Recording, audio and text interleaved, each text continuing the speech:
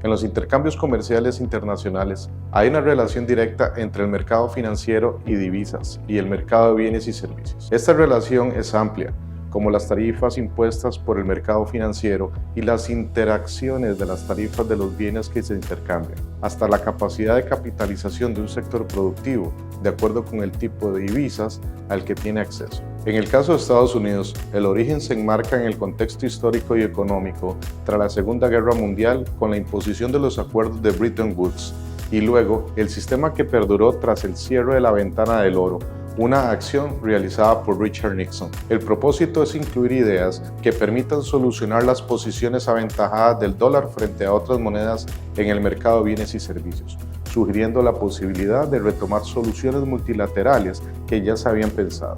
Esto para mitigar la presencia del dólar como una moneda monopolizada en su posición dentro de las reservas internacionales. El privilegio exorbitante tiene un antecedente histórico en la necesidad de crear un sistema internacional que se opusiera a guerras comerciales, tarifas, bloqueos y cualquier impedimento del comercio internacional. Este antecedente nació como una consecuencia de la Primera Guerra Mundial y fue firmado en el Tratado de Versalles en 1919. Si bien muchas de las propuestas de los mercados internacionales comerciales tomaban forma en la Liga de las Naciones, la Liga fracasó en condenar la invasión de Japón a China en 1934, erosionando la credibilidad de la Liga y condicionándola al fracaso. La Liga de las Naciones, con modificaciones pertinentes, sobrevivieron en la Organización de las Naciones Unidas porque parten del mismo espíritu de evitar guerras comerciales, ya que si evitaban, se podrían evitar guerras en caliente. El problema es que las negociaciones de la ONU y el nuevo sistema económico y financiero mundial solo fue dominado por las propuestas de los Estados Unidos. Este privilegio exorbitante funcionó porque si dos naciones entran en desbalance comercial, Estados Unidos estaría como mediador para que las dos partes devaluaran controladamente su moneda, tal que permitiese a la parte en déficit evitar una compra de productos de la otra parte, sin que los especuladores arrinconaran a la parte en déficit. Esto permitió a Estados Unidos comprar mucho de lo poco y barato que Europa produce. Giscard d'Estaing comentó que el mundo subsidiaba. El dólar fue la moneda principal de las transacciones de bienes y servicios en Estados Unidos y el Fondo Monetario Internacional. También empezó a operar como un proveedor de liquidez para intercambios comerciales de bienes y servicios internacionalmente usando el dólar. Esto permitió al dólar colocarse en las reservas internacionales de todos los países con la convertibilidad del dólar por oro a la tasa de $35 por libra de oro. Sin embargo, el crecimiento del mundo empezó a imposibilitar a los Estados Unidos y su capacidad de pago. Es por ello que en 1971 Nixon cierra la ventana del oro, terminó acuñando el default de impagos en lo que entra a Estados Unidos. Ahí, el mundo entero pudo haberse deshecho de sus reservas en Estados Unidos y esto hubiera cerrado el capítulo histórico del privilegio exorbitante. Y pese a ello, nadie tomó el primer paso y como aún Estados Unidos era un gran exportador de bienes, tenía una posición sólida y muchas de otras naciones aún podían comercializar en dólares americanos. La posición aventajada del dólar se perdió pese al default. En la práctica, se dice que el Bretton Woods termina porque Estados Unidos no podía pagar $35 la libra de oro, pero mucho del sistema que nació en los acuerdos firmados el 22 de julio de 1944 aún persistía. La permanencia del dólar como una moneda de reserva internacional principal y la Reserva Federal como la principal proveedora de liquidez para intercambios comerciales entre naciones aún perduró tras el cierre de la ventana. Tras el cierre de la ventana, existen 4 formas en las que el dólar mantiene su estatus como un privilegio exorbitante. Primero, el dólar resulta como un refugio seguro o cartera de cobertura para naciones en desarrollo cuando empiezan a ocurrir inestabilidad financiera. Segundo, los bancos y empresas internacionales usan más dólares para liquidar sus operaciones en el mercado financiero y en el mercado de bienes y servicios internacionales, pero obtienen menores intereses para mantenerlos. Esta continua liquidación resulta conveniente a los exportadores en el comercio internacional, pero retroalimenta al sistema financiero local a demandar más dólares y tener buenas reservas para mantener la estabilidad de la nación. Con las bicicletas financieras, los estados que buscan financiarse su inversión extranjera pueden terminar desangrando sus propias economías en torno al dólar o a la moneda que tenga mayor estabilidad y que se está utilizando para apalancar los bonos de deuda con intereses lucrativos.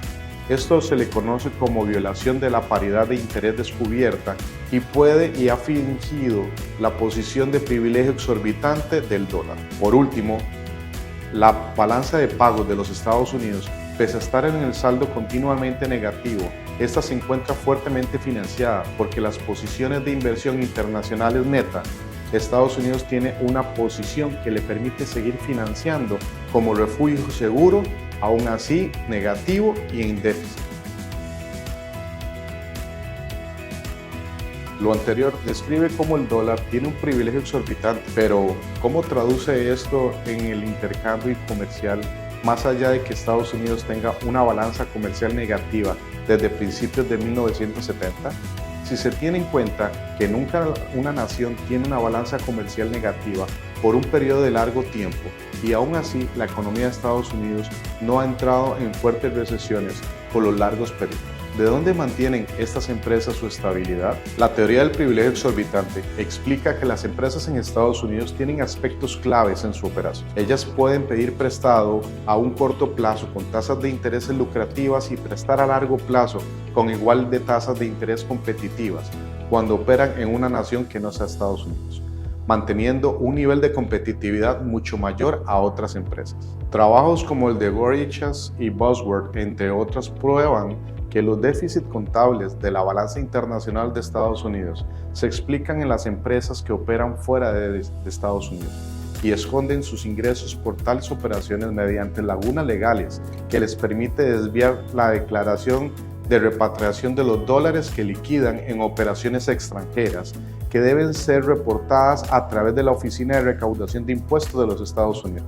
El problema de la evasión fiscal es que evita saber con exactitud cuántas y cuánto de estas empresas pueden estar beneficiándose. Aparte, se justifica la evasión porque pudiera que las empresas simplemente están reinvirtiendo sus ingresos y no evadiendo, pero en general más de la mitad de las empresas desde el Standard & Poor's tienen alguna presencia en paraísos fiscales y casi todas conglomeradas en grande tienen oficinas de paraísos fiscales, lo que implica que todas pueden o pudieron incurrir en aprovechamiento del privilegio exorbitante. El problema de la evasión fiscal es que evita saber con exactitud cuántas y en cuánto de estas empresas pueden estar beneficiándose. Aparte que se justifica la evasión porque pudiera que las empresas simplemente están reinvirtiendo sus ingresos y no evadiendo. Pero en general, más de la mitad de las empresas de Standard & Poor's tienen alguna presencia en paraísos fiscales y casi todos los conglomerados grandes tienen oficinas en estos paraísos, lo que implica que todas pueden o pudieron incurrir en el aprovechamiento del privilegio exorbitante. Como conclusión, podemos decir que el trabajo logra demostrar que no solo lo que es y cómo funciona el privilegio exorbitante y que es algo complejo. Más complejo aún es demostrar cómo tiene un impacto en las operaciones de comercio internacional. Aunque era de esperarse, es un enorme impacto, pues el déficit de la balanza comercial se subsana si las empresas de Estados Unidos que operan en el extranjero repatriaran sus ingresos, lo que implica una ventaja cuantiosa por centenas de miles de dólares al año que pudieran devenir de las operaciones de capital de riesgo en estas empresas que ejecutan en el extranjero diferentes acciones. Esta es la ventaja directa y principal. No existe otra nación en el mundo que pueda ejercer un privilegio tan frontalmente, pero existen otras ventajas como la posibilidad de mantener el mercado de Estados Unidos cerrado a competidores externos, estabilidad social acrecentada y la posibilidad de obtener flexibilizaciones cuantitativas para salir de la crisis que otros estados no pueden hacer con la misma facilidad.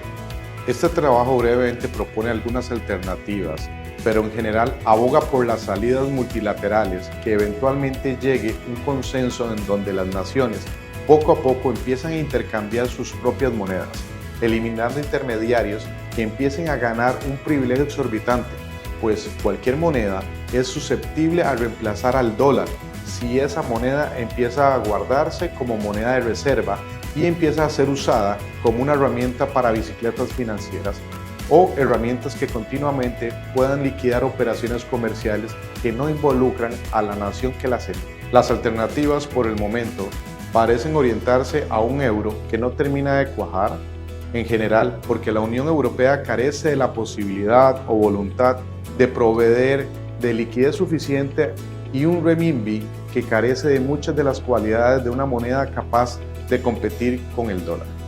Muchas gracias y hasta luego.